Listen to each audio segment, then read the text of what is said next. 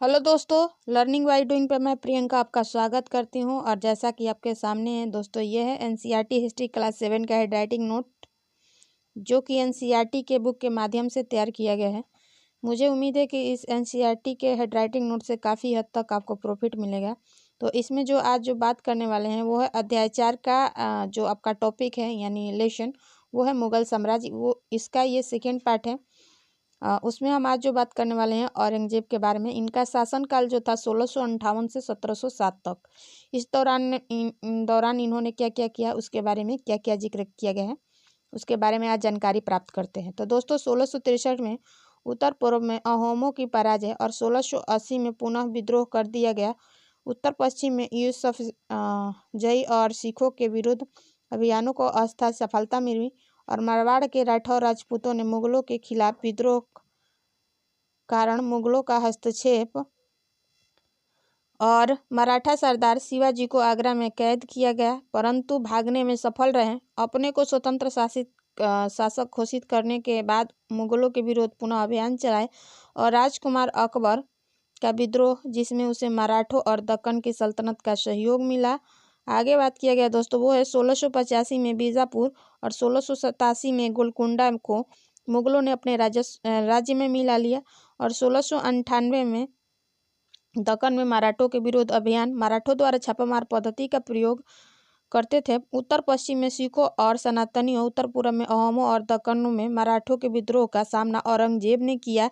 Note दिया गया है, नोट नंबर 1, कि जहांगीर की माँ कछवा की राजकुमारी थी और वह अंबर, जो बोले तो वर्तमान में जयपुर के राजपूत शासक की पुत्री थी। दूसरा नोट आपके सामने है दोस्तों, वो है शाहजहां की माँ एक राठौर राजकुमारी थी, जो मारवाड़ बोले तो जोधपुर के राजकुमार की शासक की पुत्री थी। आगे बात किया गया है दोस्तों, वो टॉपिक है उत्तराधिकार की मुगल परंपराएं। क्या थी दोस्तों? तो मुगल शहदयाद की मुगल और तैमूर के वंशों की प्रथा को अपनाते थे, जिसमें उत्तराधिकार का विभाजन समस्त पुत्रों में कर दिया जाता था। मुगल ज्येष्ठाधिकार परंपरा को नहीं मानते थे। आगे है दोस्तों आपका, वो है मुगलों के अन्य शासकों के साथ संबंध कैसा था। तो मुगलों ने अनेक राजवंशों के खिलाफ अभियान चलाए, तो अनेकों से भय या संरक्षण हेतु मुगल सत्ता स्वीकार की। उन्हें उच्च पदवी दी गई और सिसोदिया राजपूतों को मुगलों ने हराया, परंतु हराने के पश्चात मुगलों ने सामान्य व्यवहार के साथ उन्हें जागीर बोले तो वतन वापिस कर दी गई। और पराजित करने के बाद मुगलों ने किसी को अपमानित नहीं किए, जैसे कि अपवाद में दिया है औरंगजेब के द्वारा शिव जी का अपमान किया गया। और आगे बात किया गया है, वो है राजपूत कन्याओं से विवाह कर भी राजवंशों से संबंध स्थापित किए गए। आगे है जो दोस्तों, वो है मनसबदार और जागीरदार। दोस्तों, मुगलों की सेवा में आने वाले नौकरशाह मनसबदार कहलाए और मनसबदार शब्द का प्रयोग ऐसे व्यक्तियों के लिए होता था जिन्हें कोई मनसब यानी कोई सरकारी हैसियत अथवा उन्हें पद मिलता था। यह मुगलों द्वारा दोस्तों आगे दिया है, यह मुगलों द्वारा चलाई गई श्रेणी व्यवस्था थी, जिसके जरिए पहला पद, दूसरा वेतन, तीसरा सैन्य उत्तरदायित्व निर्धारित किए जाते थे। जात की संख्या जितनी अधिक होती थी दरबार में, अभिजात की प्रतिष्ठा उतनी ही बढ़ जाती थी और उनका वेतन भी उतना ही अधिक होता था। आगे बात किया गया है, वो है मनसबदार अपना वेतन राजस्व एकत्रित करने वाली भूमि के रूप में पाते थे, जिन्हें जागीर कहते थे और इक्ताओं के समान थी। परंतु मनसबदार मुक्तियों से भिन्न अपने जागीरों पर नहीं रहते थे और ना ही उन पर प्रशासन करते थे। आगे बात किया गया है दोस्तों, वो है जब्त और जमींदार। क्या है दोस्तों? मुगलों की आमदनी का प्रमुख स्रोत किसानों की उपज पर था, जो किसानों द्वारा कुलीन बोले तो मुखिया या सरदार के माध्यम से दिया जाता था। अकबर के राजस्व मंत्री टोंडरमल ने 10 साल बोले तो 1570 से 80 के कालावधि के दौरान कृषि के पैदावार, कीमतों और कृषि भूमि प्रत्येक फसल पर नगद के रूप में कर निश्चित कर दिया गया। प्रत्येक सूबे बोले तो प्रांत को राजस्व मंडलों में बांटा गया और प्रत्येक फसलों के लिए राजस्व की दर की अलग सूची बनाई गई। आगे दिया है, वो है दोस्तों राजस्व प्राप्त करने की व्यवस्था को जब्त कहते हैं। और आगे जो बात किया गया है दोस्तों, वो है अकबर के नाम और आईने अकबरी। देखते हैं इनके बारे में क्या दिया गया है। तो दोस्तों अबुल फजल के द्वारा आईने अकबरी लिखी गई और 3 जिल्दों में लिखा गया है। पहला इसमें बात किया गया है वो है अकबर के पूर्वजों का वर्णन, दूसरा अकबर के शासनकाल की घटनाओं का विवरण और तीसरा है इसका आईने अकबरी, जो दोस्तों अकबर के प्रशासन, घराने, सेना, राजस्व और साम्राज्य के भूगोल का ब्यौरा मिलता है। आगे बात करें हम आपसे वो है आईने अकबरी में फसलों, पैदावारों, कीमतों और मजदूरी और राजस्व की सांख्यिकी का विवरण मिलता है। आगे बात किया गया है दोस्तों वो है अकबर नीतियाँ। तो अकबर की विस्तृत वर्णन अबुल फजल की अकबरनामा विशेषकर आईने अकबरी में मिलती है और साम्राज्य के कई प्रांतों में बांटा हुआ है जिन्हें सूबा कहा जाता है और सूबों के प्रशासक सूबेदार कहलाते थे, जो राजनीतिक तथा सैनिक दोनों प्रकार के कार्यों का निर्वाह करते थे। आगे बात किया गया है दोस्तों वो है प्रत्येक प्रांत में एक दीवान और वित्तीय अधिकारी होता था और कानून और व्यवस्था बनाए रखने के लिए सूबेदार को बख्शी बोले तो सैनिक वेतन अधिकार यानी और सदर जो धार्मिक मंत्री होते थे।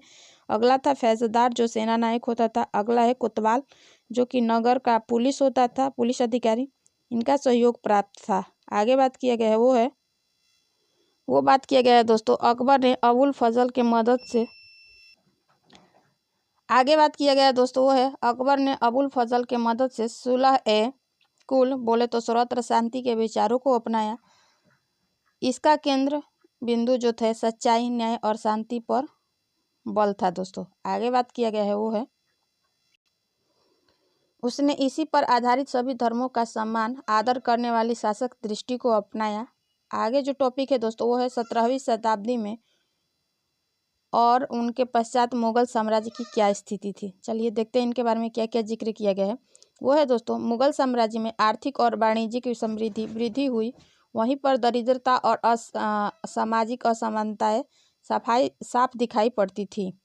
आगे जो बात किया गया दोस्तों वो है शाहजहाँ के शासन के 20वें वर्ष के दस्तावेजों से हमें पता चलता है कि ऐसे मनसबदारों जिनका उच्चतम पद प्राप्त था कुल 8000 में से 445 ही थे और कुल मनसबदारों की एक छोटी सी संख्या 5.6% को साम्राज्य का और 61.5% सवारों के रूप में वेतन दिया जाता था।